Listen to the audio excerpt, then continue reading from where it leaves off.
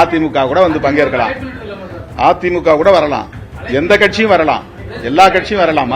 மது ஒழிப்பில் உடன்பாடு உள்ள அனைவரும் ஒரே மேடையில் நிற்க வேண்டிய தேவை இருக்கிறது.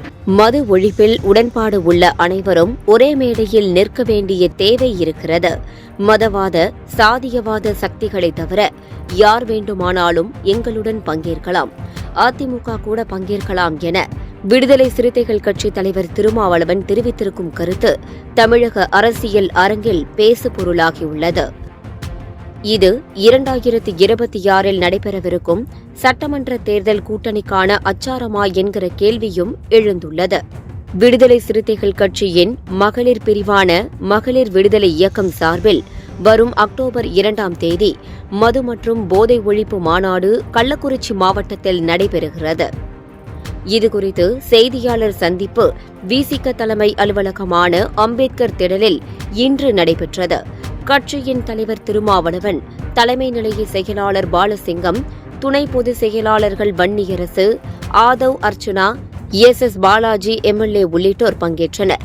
செய்தியாளர் மத்தியில் பேசிய திருமாவளவன், தமிழகத்தில் கள்ள சாராயத்தால் 2006-2024 காலகட்டத்தில் 1589 பேர் பலியாகியுள்ளனர். மரக்காணம் அருகே கடந்த ஆண்டு கள்ளச்சாராயத்தால் 14 பேர் உயிரிழந்த சம்பவம் தமிழகத்தையே உலுக்கியது.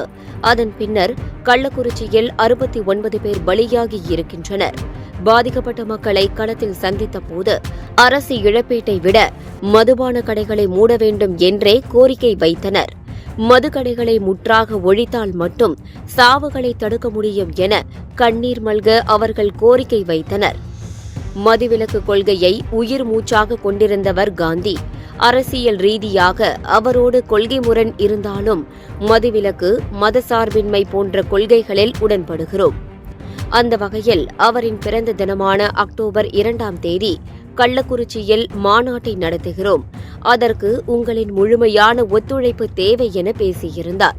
தொடர்ந்து செய்தியாளர்களின் கேள்விகளுக்கு பதிலளிக்கும் போது, அதிமுக கூட எங்களோடு இணையலாம், மது ஒழிப்பில் உடன்பாடு உள்ள அனைவரும் ஒரே மேடையில் நிற்க வேண்டிய தேவை இருக்கிறது, மதவாத சாதியவாத சக்திகளை தவிர யார் வேண்டுமானாலும் எங்களுடன் பங்கேற்கலாம் என பதிலளித்திருந்தார். தயங்குகிற எல்லோருக்குமே அதிமுகவும் சொல்றாங்க, ஆனா நடைமுறைப்படுத்தல. இப்ப அவங்க எங்களோட சேரட்டும், இந்த மாநாட்டுக்கு வரணும்னு விரும்புறவங்களாம் வரட்டும், அதிமுக கூட வந்து பங்கேற்கலாம், அதிமுக கூட வரலாம், எந்த கட்சியும் வரலாம், எல்லா கட்சியும் வரலாம். மது ஒழிப்பில் உடன்பாடு உள்ள அனைவரும் ஒரே மேடையில் நிற்க வேண்டிய தேவை இருக்கிறது. இந்த கருத்துக்கள் தான் தற்போது விவாத பொருளாக மாறியிருக்கிறது.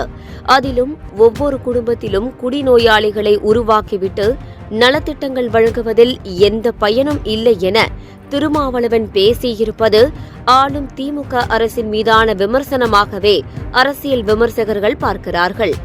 ஒவ்வொரு குடும்பத்திலும் குடிநோயாளிகளை உருவாக்கிவிட்டு நலத்திட்டங்கள் வழங்குவதில் எந்த பயனும் இல்லை. தவிர இடைத்தேர்தல் ரீதியாக அணுக தேவையில்லை என திருமாவளவன் கூறியிருந்தாலும் கடந்த காலங்களில் அந்த கட்சி பல போராட்டங்களை நடத்திய போது அதிமுகவுக்கு அழைப்பு விடுக்காத விசிக தற்போது அழைப்பு விடுத்திருப்பதை 2026 தேர்தல் கூட்டணியோடும் பொருத்தி பார்க்கலாம், அதற்கான தொடக்க புள்ளியாக பார்க்கலாம் என்கிறார்கள்.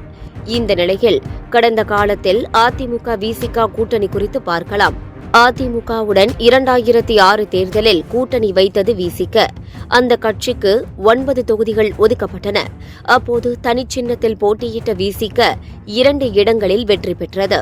கட்சியின் தலைவர் திருமாவளவனும் பொதுச் செயலாளர் ரவிக்குமாரும் வெற்றி பெற்றனர். அந்த ஒரு தேர்தலை தவிர அதிமுகவுடன் எந்த தேர்தலிலும் விசிக கூட்டணி வைக்கவில்லை. பெரும்பாலும் திமுக கூட்டணியில்தான் அங்கம் வகித்திருக்கிறது என்பது குறிப்பிடத்தக்கது.